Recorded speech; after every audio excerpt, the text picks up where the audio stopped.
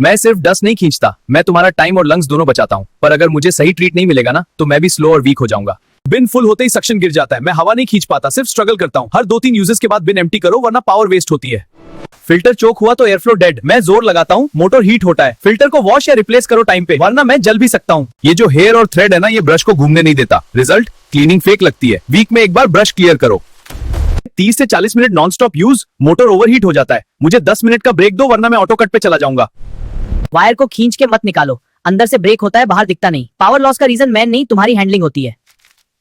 मुझे सही केयर मिलेगी तो मैं सालों तक फुल पावर दूंगा। आज से गलतियां बंद करो और क्लीनिंग को इजी बनाओ।